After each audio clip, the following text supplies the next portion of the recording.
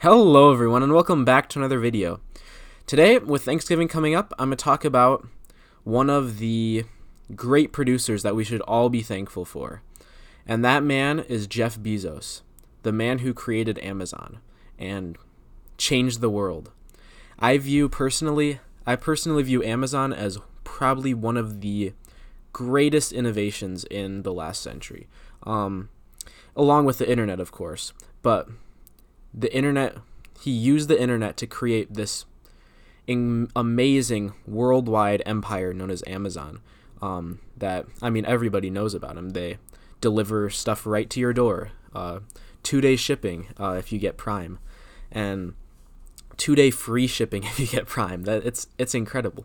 But I think in general, if you look throughout history, the way that people obtain things, there has been a bunch of major revolutions in this department, all throughout history. The way that things get delivered to people, the way that people, or how people go and buy things, or how people get the things that they need.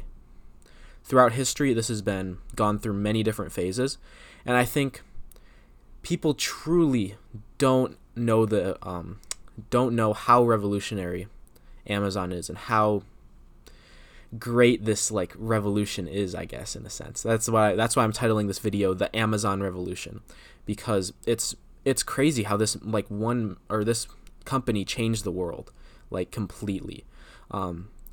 So I mean, if you look throughout history, you just look at human development, and I guess this also, just a side note so that I don't forget to mention this in the video, this is one of the beauties of capitalism. When you leave someone's mind free to innovate and produce for himself and to produce on his own and to accumulate his own wealth and keep investing in his company. Because Amazon started as just a bookstore. And if we were like, no, we're just going to take all of Jeff Bezos' money and just demonize him and all that stuff, because I mean, I'm sure he was wealthy just off the bookstore stuff, because I remember when Amazon was just, the Kindle people or whatever the fuck. Amazon was not big for a while. I don't remember much of the history because I was very young, but Amazon was not what it is today forever. But if he hadn't been allowed to keep producing and keep innovating and keep growing his business, that's what he uses his money for. That's what he uses this savings money that he gets, these billions of dollars. It's not just him sitting on it. And I mean, he does buy very expensive things, I'm sure, but he deserves them. He changes the fucking world. But anyways, that side note aside, capitalism's great. Hell yeah. That aside, let's look out at history and see how man has developed in gathering what he needs. Right away, right when the human species began, we began as hunter-gatherers. We'd have to go out into grueling conditions and search for food for days on end. We were nomads. We were roaming the plains, trying to find food. And we very much struggled to find it. There was lots of starvation. Our life expectancy was extremely low. And yeah, it was not a very good time until people began to grow things for themselves. They began to get livestock and plants and all that stuff, and we just had it where we could just go outside, go into the yard, pick some fucking, I don't know, whatever the food was, pick some corn, eat that, or harvest some corn, kill an animal, milk a goat or something. I don't know, whatever the fuck people did back then. I'm not a farmer thanks to capitalism, but people got the food that they need. It was through a lot of hard work. It was subsistence farming, and subsistence farming throughout history has not been the greatest for standard of living. It's been very much a struggle for people, and there's lots of starvation that still comes with that. But obviously, it was better than hunter-gatherers. So then history began to develop, and people began to congregate into cities. And this is when we began to see markets develop. This is when trade began.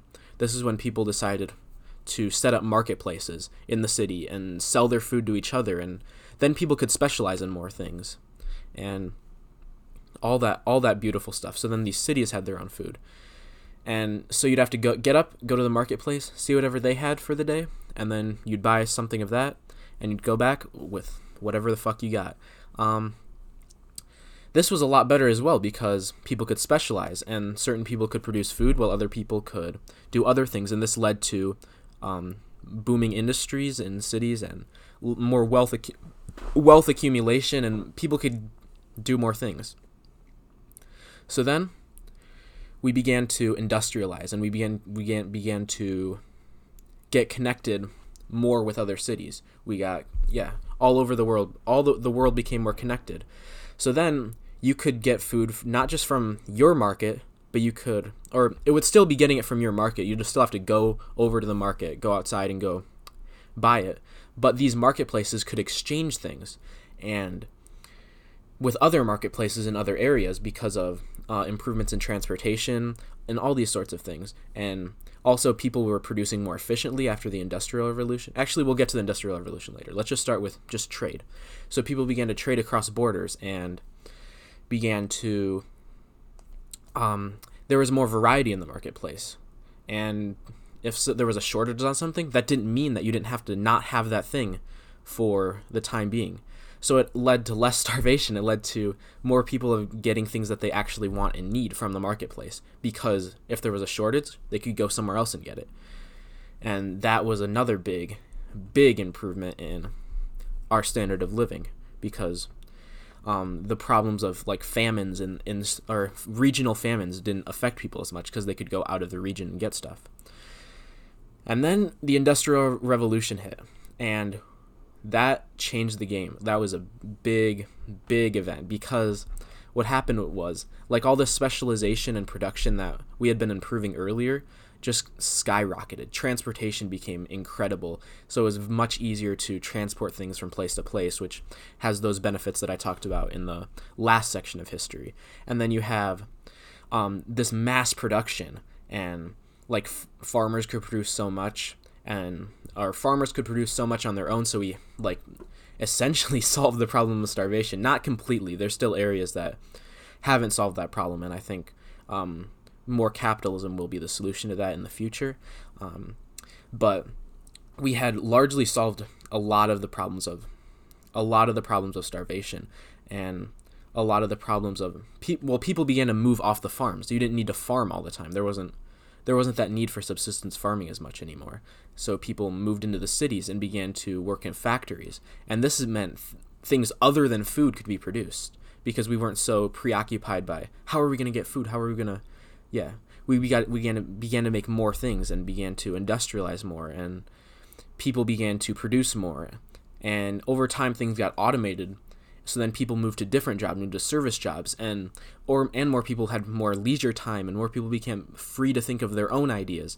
And this led to what we have now, and the internet. And from all this stuff, this ability to get off the farm. First, that was the Industrial Revolution. Then get out of the factory. Second, that was with more automation of the factories. Led to people finding new jobs and being able to employ their mind in new ways. And all this thinking and innovation ultimately accumulated in this amazing thing we have today called the internet. And from that came just Jeff Bezos and his online bookstore, which ultimately developed into Amazon, which changed the game for the marketplace forever. Because now we don't have to go outside. We don't have to leave our house to go outside and go to the grocery store to buy food, or go to the department store to buy whatever the fuck we want. We can just pull up our computer, pull out our phone, and look for, I need clothes today. I'll buy it here. I need fucking anything. Like, you can get anything on Amazon. And you don't have to leave your house. You don't have to go outside. You can just get it delivered right to you. 2 days, free shipping if you get Prime. And even if you don't, you get, like, it's still, the shipping costs aren't, you should probably get Prime. I feel like that's definitely worth the shipping investment, but still, you still get it delivered right to your house, so you don't have to endure the cold in the areas that I live, like the Midwest, because it gets very fucking cold here, or endure the heat in like warmer places, or go out in the rain and have to get stuff. Everything gets delivered right to your door, and that's amazing. It's like it's like another revolution in a sense, because I mean, like, it becomes a global economy. Everything is super connected to each other. You can get whatever you want. You don't have to rely on what they have at the market. That's one thing that I talked about before, and you can get whatever you want. You're not limited to whatever they have in stock, and that's a big way to improve standard of living. And in general, it just improves everybody's lives in a drastic way. So thank you, Jeff Bezos. The Amazon revolution has changed the world. I think that's all I have to say for today. Thank you guys for watching. I hope to see you in the next video. Peace.